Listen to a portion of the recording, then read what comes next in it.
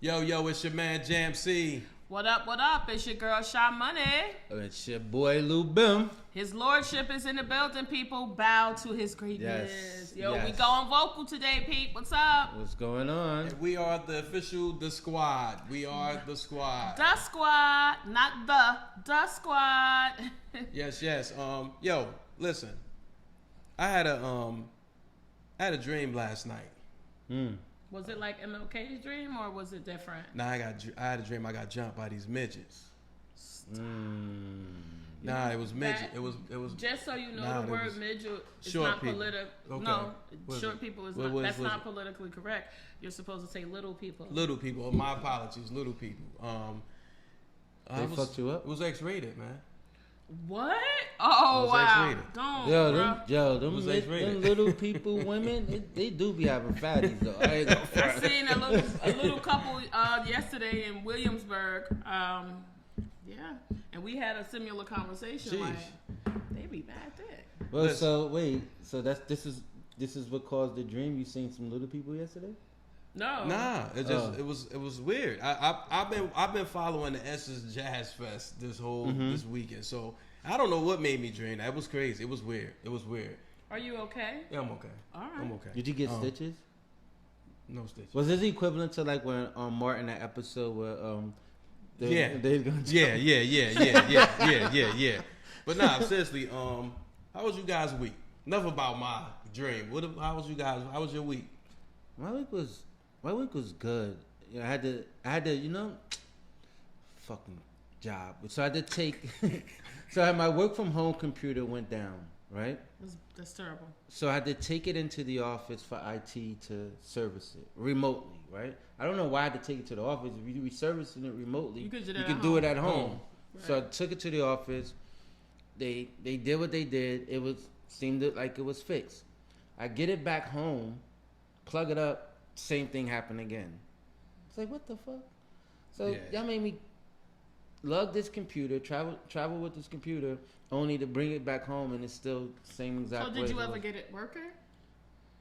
Yeah, when it was at the office, that when I brought it in. No, but after that, once I got it back home, no. So it's still kaput. So what I'm gonna do is probably troubleshoot it from home. We're not taking going back and forth with no computer. Troubleshoot back home. Because all it was like he sent me a code. Just plug this code in, you'll be fine. And it did work. But not long enough, I guess. Temporary code. So maybe they might have to just switch out my unit. Yeah.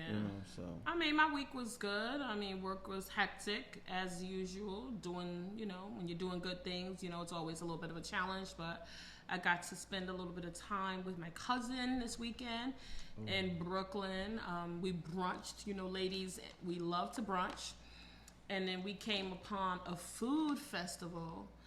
And we got into Brooklyn early, so we ended up starting to eat at the food festival. We ate so many different types of foods and samples and fresh pressed juices and lemonades and ginger juices that by the time we got to brunch, we couldn't really eat anything. So I felt so bad because we had been waiting to go to brunch for several weeks that I just ordered some sweet plantain pancakes, which were amazing. Sounds good. Sounds good too.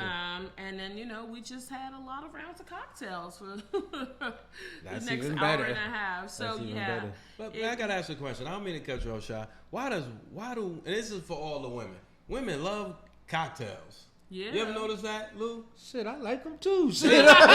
Listen, no, that's always the grabber. Like you could be like, yo, excuse me, miss, let's have some cocktails. She'll pick cocktails over coffee.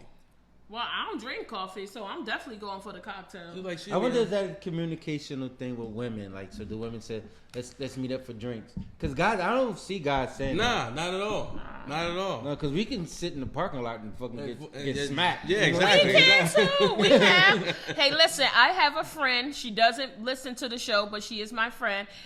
We had a whole ladies' night in a parking lot Nice. of a grocery store.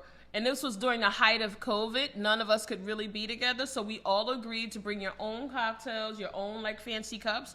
and we all parked in the spaces, and somebody was playing music, and we were all in our cars individually, and then we were talking outside the cars, and so we were social distancing right in the parking lot. We had a good time. Nice. We should do that again, y'all. I want to give a shout out to first my great grandfather's lady passed away. She passed? Yeah, she passed. Okay. Some years ago. But they did a celebration for her yesterday. And I wanted to give a shout out to my cousin Tasha, who orchestrated this. It was amazing. It was beautiful. Everything was done tastefully. It was really, really, really great. And I wanted to tip my hat to her. And she also just retired, and she's our age. You know, she's young like us, and she just retired on Friday. So go, Tasha! Congrats. Bless her. Just to be able to retire. That sounds and nice. Hopefully, live off the fruits of that labor.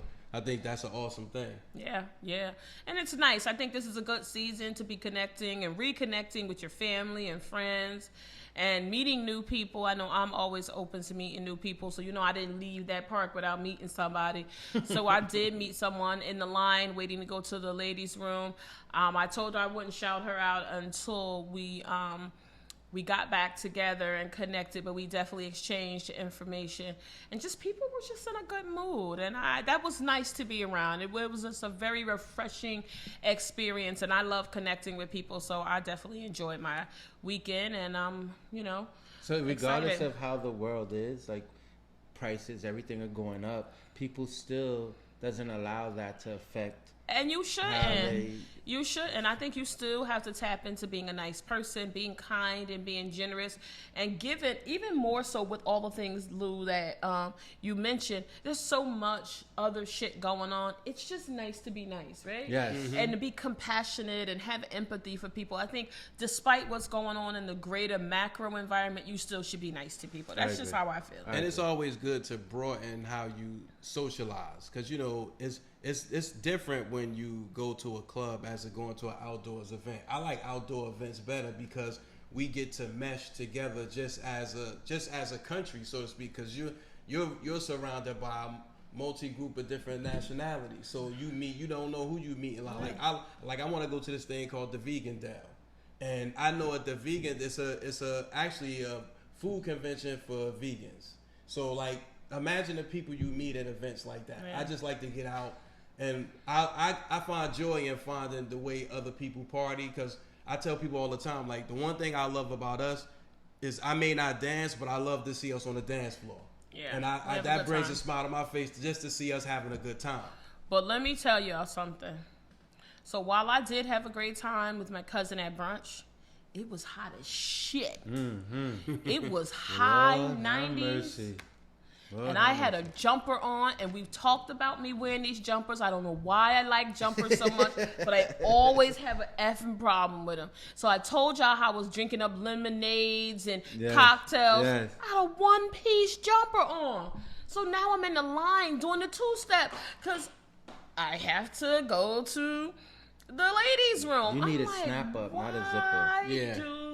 It wasn't even a zipper. It had a tie around the neck, so it was a full one piece. Oh, man. Let me tell y'all, when I tell you my wig was sweating like a motherfucker, yo, I went in that ladies' room and I was patting and tapping. I was like, oh, I gotta slow down out here. This is 90 degrees.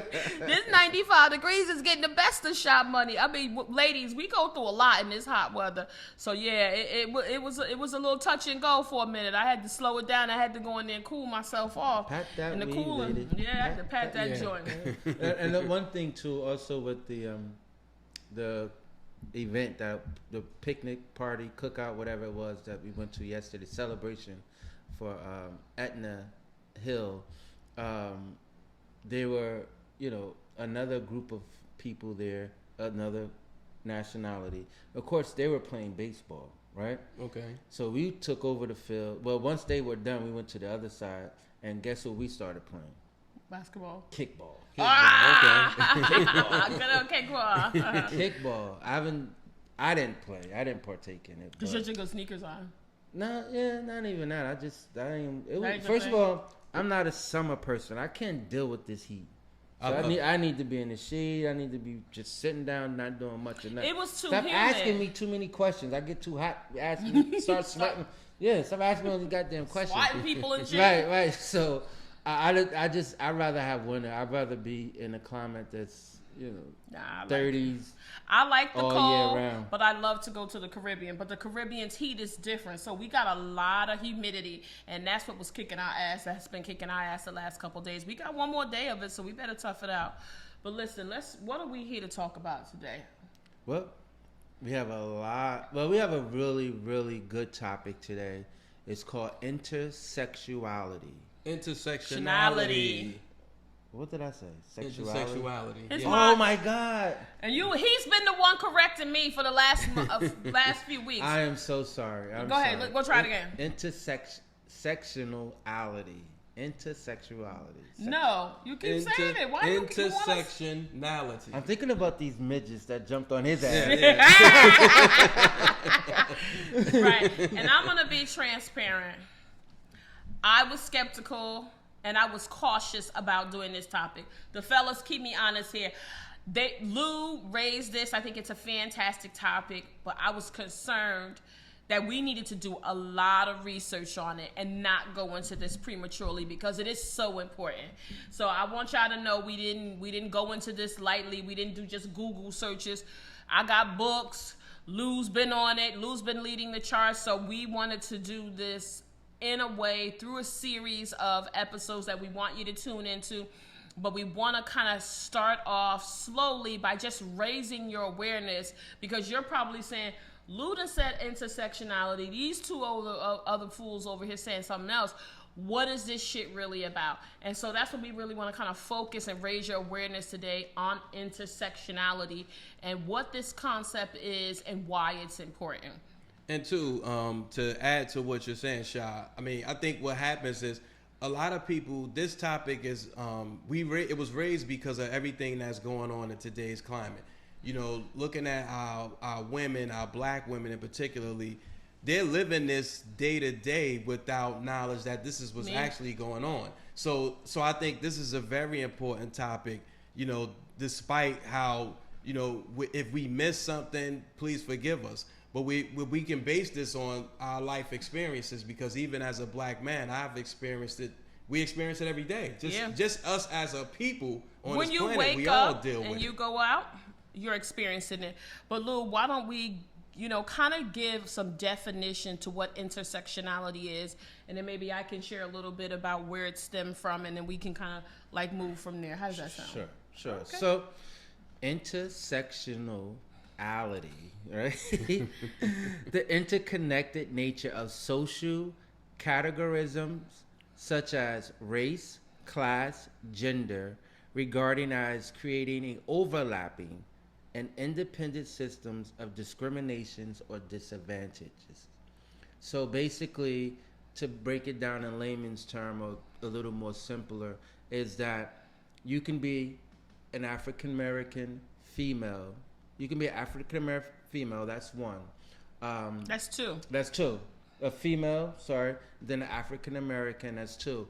And then those two interlap. So that's the intersection too. But then there's another component that can make it even more diverse. So it broadens that this conversation or the topic even more. So we're bringing light to this. So when you can be more conscious or be more aware of something like this happening, or be aware that if you're being subjected to something like this, to speak against it, and at the same time be mindful when you're talking to someone that you don't offend someone in the same manner that you were just offended. And I think what's important is we oftentimes look at these isms independently.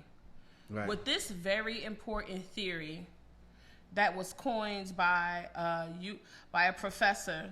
Her name is Kimberle Williams Crenshaw. Kimberle Williams Crenshaw. This concept was really coined in 1989.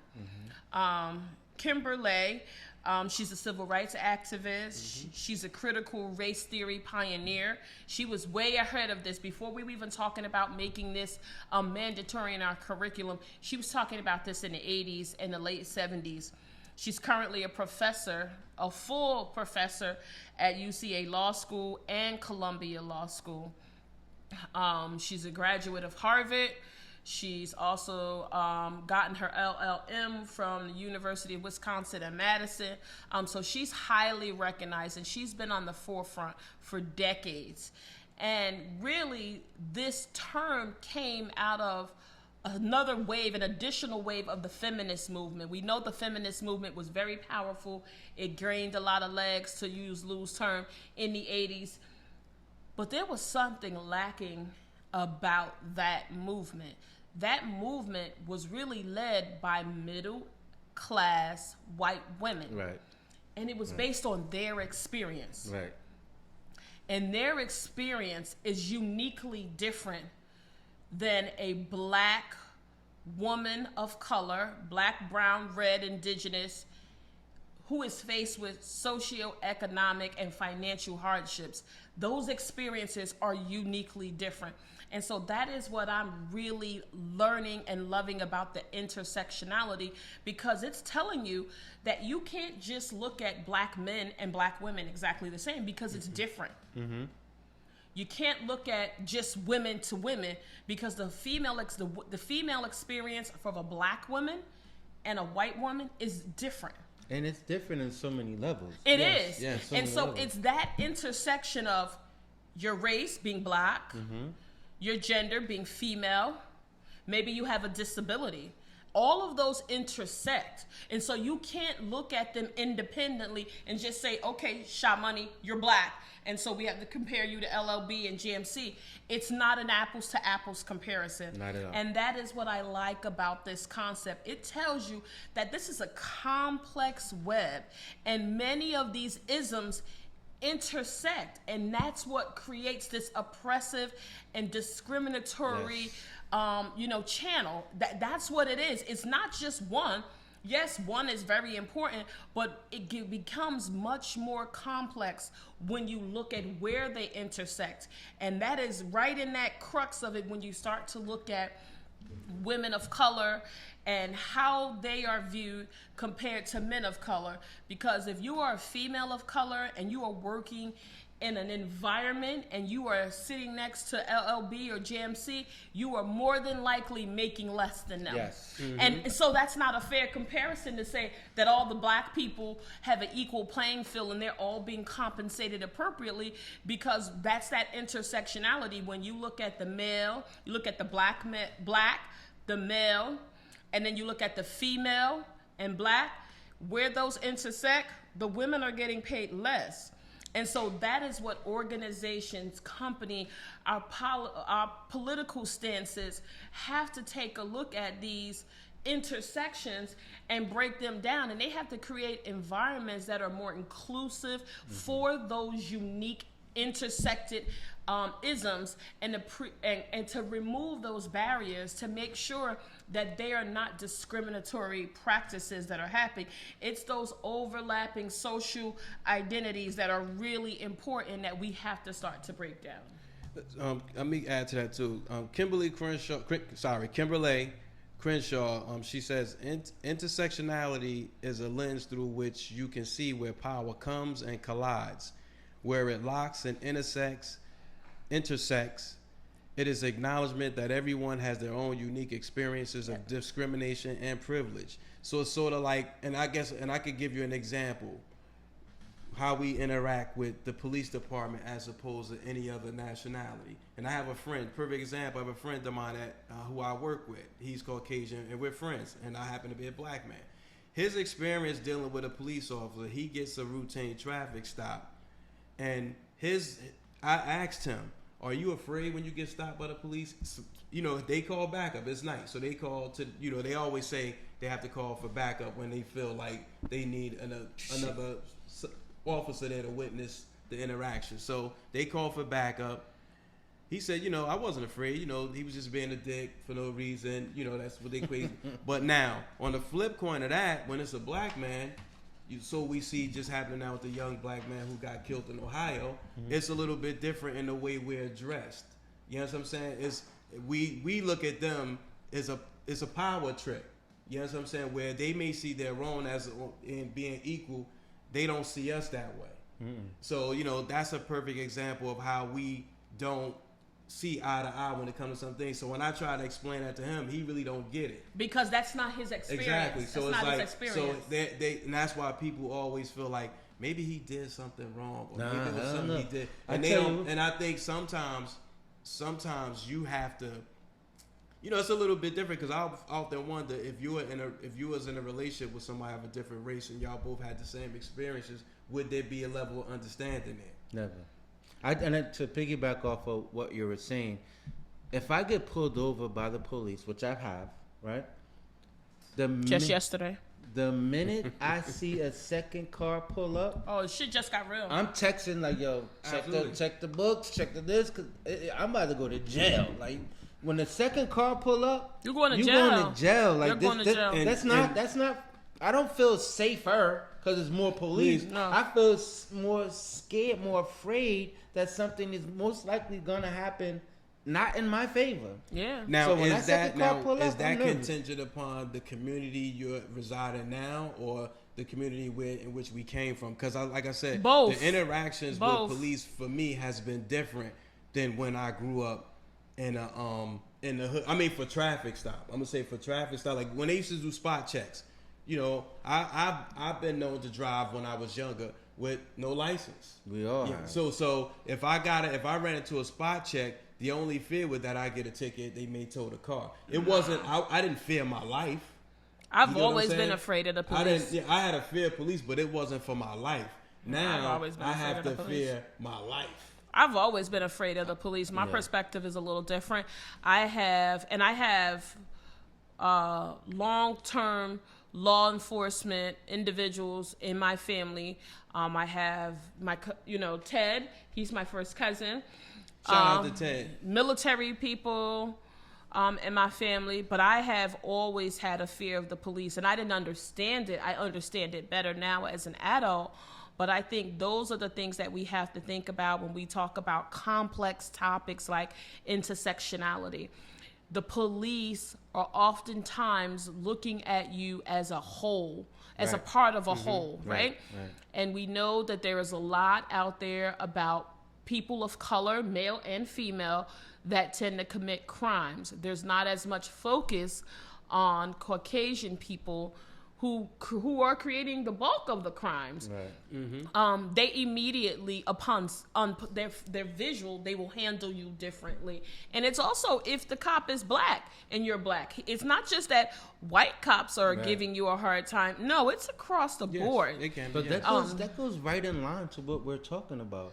Because the intersexuality, they automatically put you in these subcategories. Right? Well, they're looking at you as black, right? Right, absolutely. And then a black, and as a male, and maybe poor. Definitely poor. And you've done something in their mind. You've done something. They have a preconceived notion. They're treating this situation, what could be a regular routine stop, already with a different mindset. So this is why intersectionality. I need section. Intersectionality. Intersection 8, right? So intersectionality is so important. You keep wanting to say that. I know, what the It's section. Section 8. All right. Intersection 8. Right? Yeah. This is why a topic like this is so important, because it gives, people with the mindset of not prejudging someone or not putting everyone, like you said, in the same kind of barrel. So let's talk about, so we've kind of given a little bit of context, and thank you to our listeners and viewers who wrote in with great feedback. Yes. You said you wanted to hear more about facts and topics and, historical. I'm very anecdotal, so I'm hoping that I'm bringing that level of fact-based information to these conversations. So there have been lots of lawsuits, some more highly recognized than others, that highlight the importance of assessing and responding to intersectionality. And one of those cases was brought against General Motors by one of their black female employees. Her name is Emma Graffenried. And so Emma was applying for a position at General Motors, and unfortunately, she was not given the role. And some of you are going to immediately say, well, it's just a case of sour grapes. Maybe Emma wasn't qualified. Maybe that's why she didn't get the job. That was my question. Right? So that wasn't the case. She was highly skilled in her role. She was qualified for the role. But what was happening is the practices at General Motors were very discriminatory. They were looking at these isms independently. And so what does that mean? Let's take our time with this. When Emma said, you didn't hire me and give me this promotion in this job, and again, Emma brought this lawsuit with 4 other black women of color who had had similar experiences. Mm-hmm. So Emma's position was, you didn't give me this job because I'm a black female. And what General Motors and their counsel did and how they presented the case is they said, well, that's bullcrap. That's not fair. We hired John, for example, he's black and you're black. And John's been here X amount of years and he's been promoted and he's doing very well in his role. Mm-hmm. So that's not fair. And then we have Mary, who is a white woman and she's female and she's been promoted and she's in this role. And so your position is hogwash. But what they failed to do... And the judge threw it out. Yeah, they threw it out. They said this is hogwash. You have no substance. General Motors has presented a very compelling case of where they have been promoting black men. And they are also showing examples of where they've been promoting women. Mm-hmm. But what they failed to do is look at how those different isms connect. So comparing Emma and her colleagues, who are all black women, to just black men is not the same. Same thing at all. Because black men have a unique experience that black women don't have. Exactly. So again, like I said earlier, that's not apples to apples.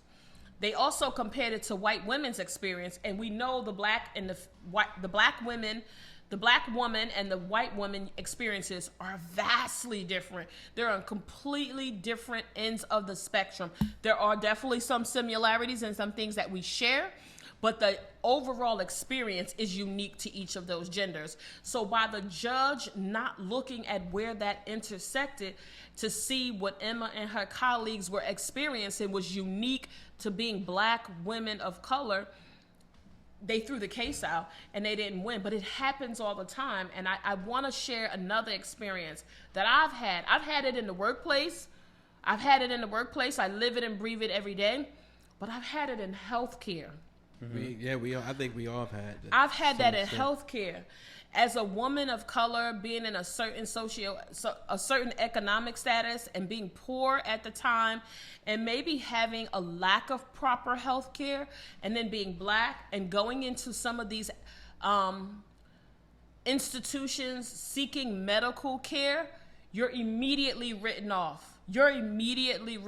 And one of the areas that this tends to happen, and it has such grave consequences, is in obstetrics. And that's when women are going to have babies, because the rate at which black women die during childbirth far exceeds any other race. And the biggest reason is this intersectionality. They come into these medical situations and physicians turn a blind eye, and they've told these women that you're not having the experience that you're having because there are other women who don't have that. And because of our genetic makeup, there are certain things that happen with us that don't happen with other people. Mm-hmm.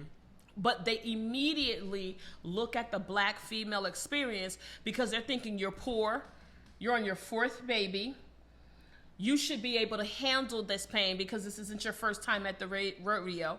You're black, they're thinking you're probably uneducated and underinsured, and they're probably already having some other stereotypes that this is baby daddy number 4. And now they're brushing off, and you're dismissing what the symptoms that you're having. And in many cases, many cases, there are high incident rates where black women are dying during childbirth, and we don't see that with anyone else. When we see white women come into a medical situation and they say, I have this, and that, they run a full gamut of tests. With black women, they're skeptical because they think we're underinsured. You know, they think somebody has a drug addiction. You're not going to be able to pay for these services. So they tend to not give you the proper care. And in many cases, it increases the mortality rate with women who are dealing with bringing their children to birth through the obstetrics field. So it's definitely, I see it a lot across the board when you're dealing with women of color. And I know we have some statistics on the rate at which women and men and white women and black men are being paid and how that varies to females in the same field and at the same skill set. I think also too, having another example of the healthcare in regards to women, where it was this lady named Maria. She had an attention problem all her life, and she's gone through all her life and never was diagnosed with ADHD. And the reason being is because ADHD was basically only tested on men, and they thought it was just a disorder that only men had. Wow. So they weren't. So when someone such as a female of color comes into the office, they don't know what to diagnose you as, because we only find this in men.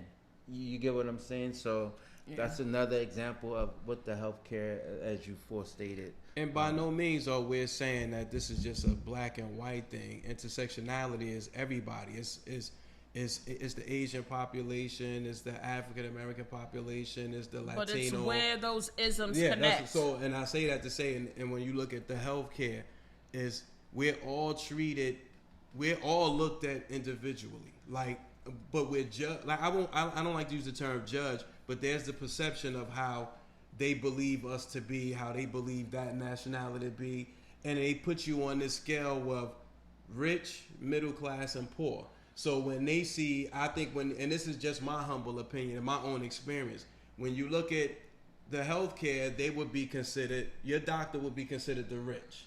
So they will look at the Asian population as being middle class, and then they would treat you as you poor in the healthcare, because they will put you to the side to see somebody else. And it's only based on, because if we all walk with our salary on our forehead, I'm sure we would be treated different. If you had a high paying 6-figure job, you know what I'm saying? So I'm sure some of us would be treated different in some cases. But again, this is a timeless topic. It's actually it's enlightening and it's painful too, because I think about, as we're having this discussion, especially shout out to all my black women, because my mother had to deal with this as a single mother.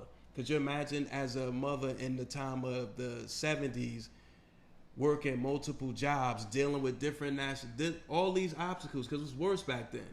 And then to raise all your children and have to take multiple jobs, dealing with being looked at a certain way by not just your own peers, but other race of people had to, women having to deal with this. This is really deep for me. It touches home for me. I think I agree with you. I think another area where we see intersectionality, because we talk about how it's discriminative and oppressive for those classes that intersect. Mm-hmm. The flip side is, when you have intersectionality, it also creates privilege for the opposing genders, races, and those who are who could be, have different abilities and that might have different financial status. So when you look at the white men, they are going to be at the high end of the totem pole. Mm-hmm. And one of the areas where it's really important that we start to break down the layers of intersectionality is in politics, because we are now in the 117th order of Congress for the 2021 through 2023 session. And right now, as of January, black women only account for 4.9% of all the members of Congress. That reflects 9.7% of all the Democrats in Congress, 18% of all the women in Congress, and we're only 43.3% of the black members of Congress. Mm-hmm. We are only 5.7% of all the members of the House, we're only 21% of all the women. So when you start to think of how all those things connect,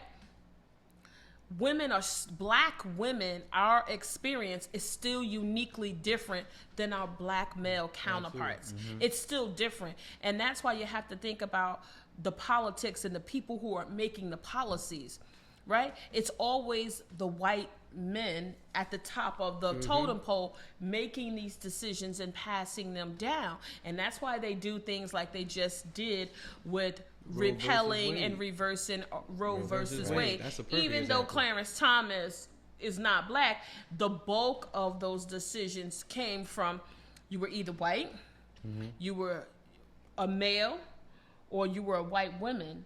So their perspective and experience in the greater macro environment is much different than a black woman. So maybe the white female could have, middle class, more financially stable, can afford to pay for abortion and travel out of state if her state doesn't honor abortion.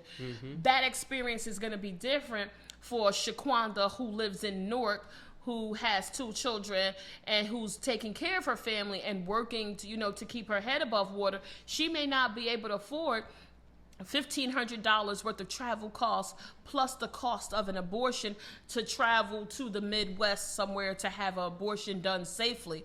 So those experiences are different. So this intersectionality, it oppresses one set of the society, but it creates privilege for others. And I think that's why organizations, company, in politics, we have to be aware of this topic and make sure that we are being inclusive of all of these like isms that JMC and I all have written down. You have to be inclusive of all those, and you have to look at those complex sections where they intersect and make sure you're not creating oppressive environments that impact all of them. So I think it's a really good topic. I'm really excited as we start to continue to dive in. Listen, Jam, if we want to hear from our listeners and our viewers, where can they send information about this topic? They can reach us at goingvocal@gmail.com. That's GOINVOCAL@gmail.com. Let me give you, for people who may not be familiar with intersectionality, we could give you some symptoms.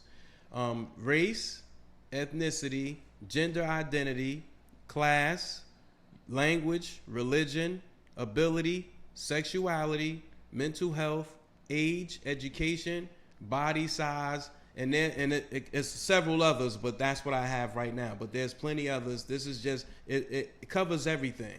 But these are just things that we deal with every day, and we're intersecting that people every deal day. with, that yes, people that deal we with. all deal with. And no, go ahead. No, I was going to say too. Don't discredit or take away or maybe add to it as well. The economic status. Absolutely. Yes. That's a big section. Yes. Intersection. It says here where it says a black man and a white woman make 74 cents and 78 cents to a white man's dollar. Respectively. Yeah, respectively. And then it says a black woman makes 65 cents to the white man's dollar. It's true. Yes. That's a true fact, and it remains to be true. I will say this, over time, we're edging up slowly, and I'm happy about the progress, but there is still work to be done. I agree. Because we have to level that playing field, especially if you are equally yoked in academics, experience, skill set, and ability.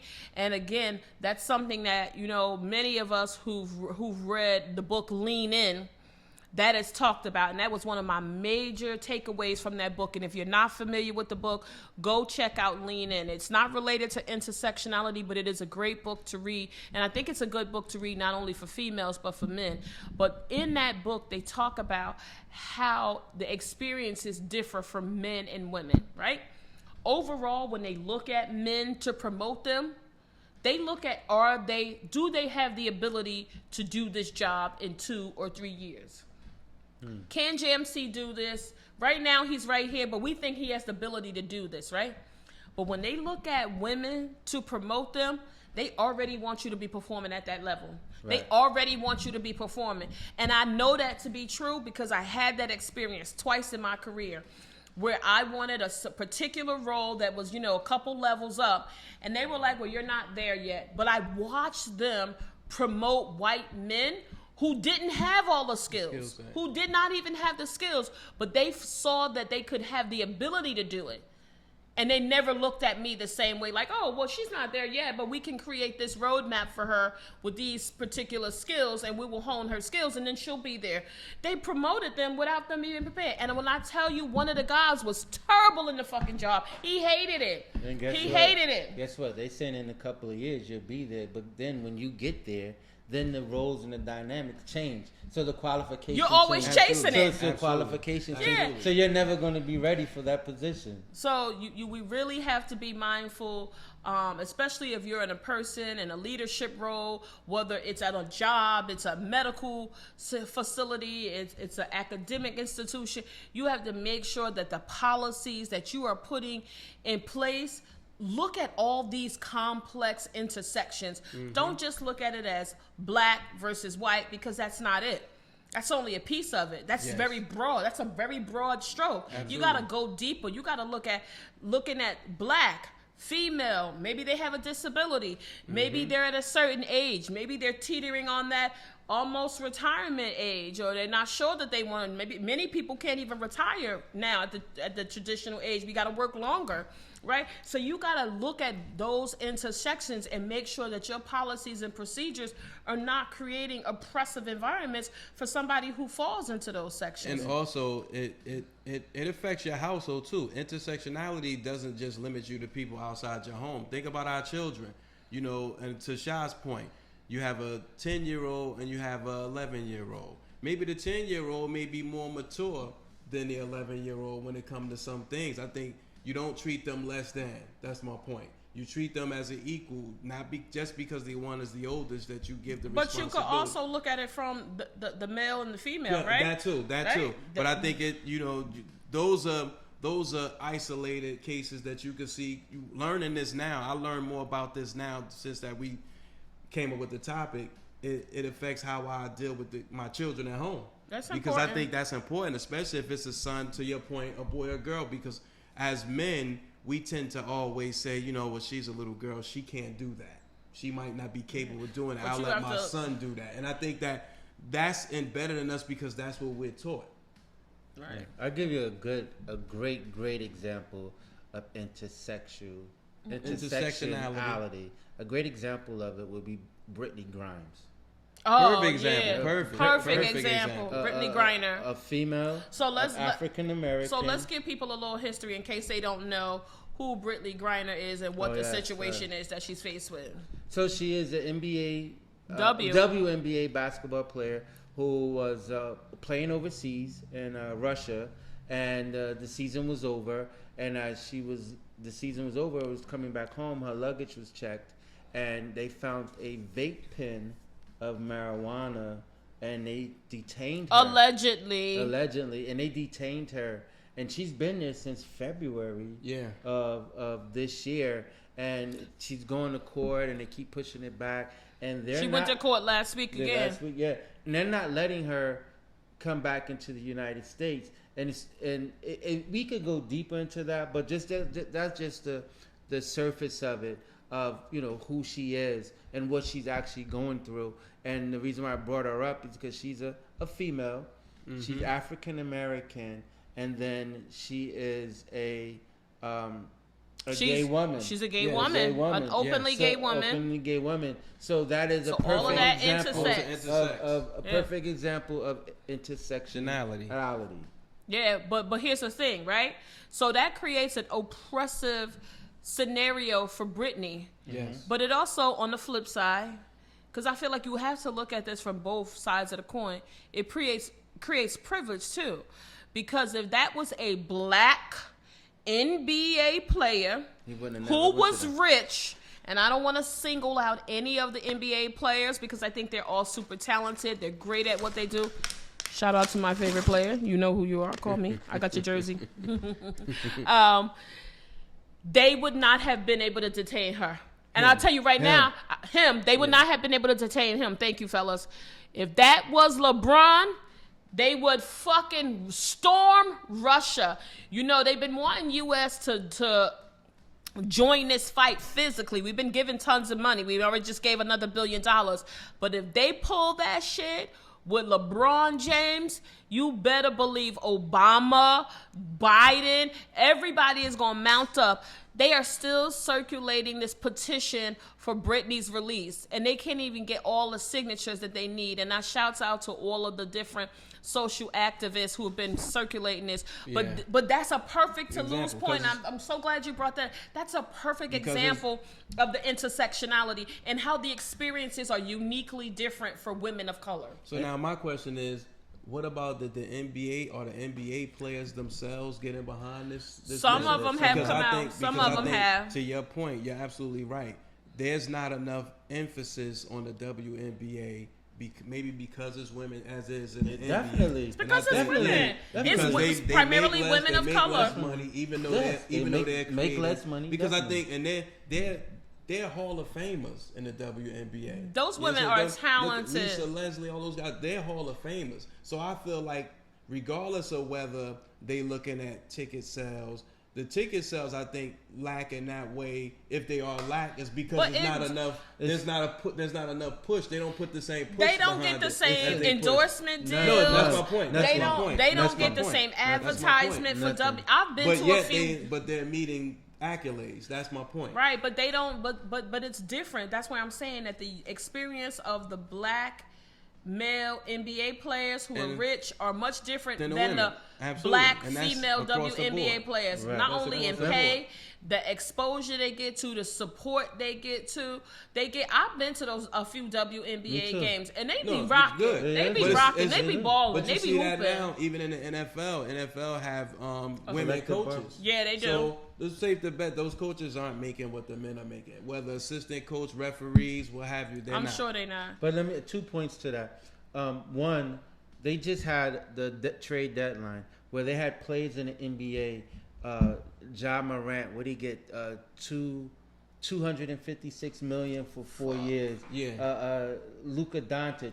Yeah. He get $265 for 5 years. That's crazy. You understand? Nobody in the WNBA is making that. WNBA is making any kind of money like that. Nobody. So here we go back to our word of today. You know what I'm saying? I refuse to mess it up again, but our word of today, right? It shows you the disparity, right? And how those experiences are uniquely different. And to Shai's point, if it was LeBron, he would have been. That should have. That should have never happened. That's my other point.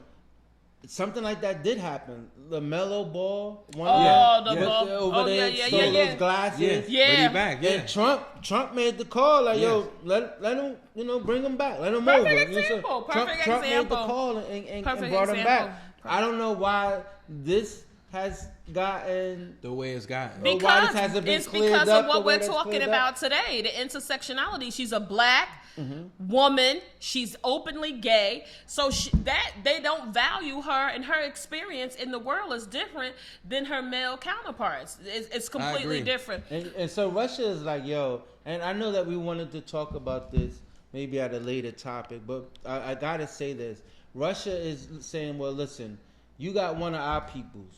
Right? Let them go. They want to do a trade. But the trade that this guy has been known as a trained hired killer. He's an assassin. He's a hired killer. Yeah. And all she does is play basketball. That's it. And not to diminish that, but it's not the same, it's right? Not the same. It's not like they asking for one of their basketball players back. You're asking for a murderer and a killer, and we have the right to detain him. What they are detaining her for is minor bullshit. And they're trying to use that as a bargaining tool. But I want to share, through this process that the team, the squad, as JMC said, has been going through, I found a book that I found to be very, very enlightening.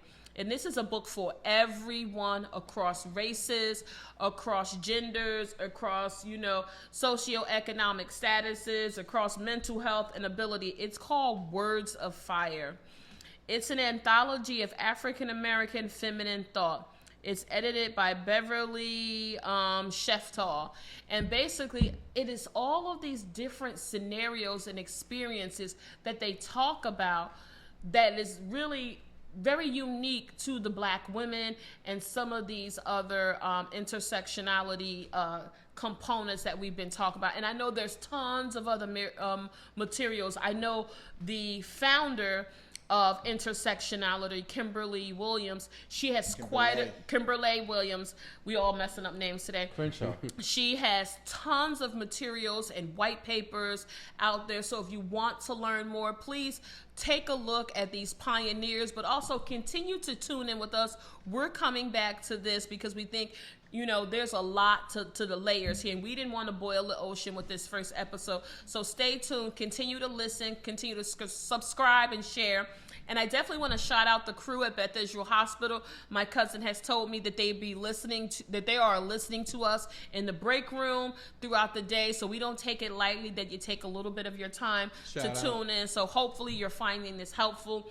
But why don't we transition to my favorite part of the show? Before we transition. All right, no problem. Also, check out this book called Presumption of Guilt by Charles Ogletree. Yeah, it actually addresses similar. That's Intersectionality 101. So it's actually an excellent book. I'm in the mid stages of it, but I'm finding it very. He's looking at the pictures, people. no pictures. But it's actually a really good book. It's Presumption of Guilt, Charles Ogletree.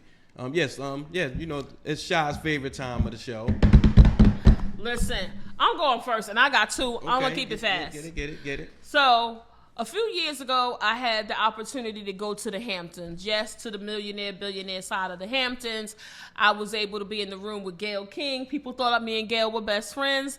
I had the opportunity to meet the former mayor of New York, the Honorable David Dinkins. Rest in peace. Rest in peace. So I've been to the Hamptons before, and it's a ride. And now lately, that trek to the Hamptons has gotten a bit more congested. So now there are cosmetic procedures that are being administered to I want to be clear, this is 100% true, that there are cosmetic procedures and injections that they are giving to some of the older visitors to the Hamptons to prevent them from using the bathroom during the long trek up to the Hamptons because it's so congested. I'm like, what? These doctors have an injection that they give you to help block your prostate. What? So that if you are on a 4, 5, or 6 hour trek up to the Hamptons, you essentially have to take less bathroom breaks. Because if you have to stop along the way, it prolongs your trip up to the Hamptons. And these people are so eager to get to the fucking Hamptons that you would be willing to have some sort of chemical injected into your body to block your prostate from what it's supposed to do naturally because you are so selfish and you want to rush to get to the Hamptons. That just behooves me that this is even a thing and that we're talking about that. But I couldn't believe it, and that's why I wanted to bring that. Y'all need to get y'all shit together. It is some rest stops. It is, but their thought is that there's less rest stops and that it's going to take them longer. So effing what? Is it that serious? Listen, I'm gonna leave that right there. Y'all just noodle over that. That is dumb as hell. Wow. That's dumb as hell. There is nowhere that you need to be that important that you're going to have some physician inject some sort of blocker into your prostate to prevent it from doing it or delay it from doing it what it's supposed to do naturally. The amount of selfishness and self-absorbed, self-centered bullshit, that just makes no sense. But I'll keep, I know I was supposed to keep it short. My other get your shit together is regarding a Texas man who recently was convicted of having sex and sexually assaulting a horse. This man received 10 years in jail. He raped Did a the horse? horse get pregnant? Nope. We don't know. He admitted to this. His name is Jean Marie Begoma. He pled guilty to bestiality. He performed a sick act at a San Antonio boarding facility where people take their horses to get proper care and to board them, if they're traveling or during certain times of the year.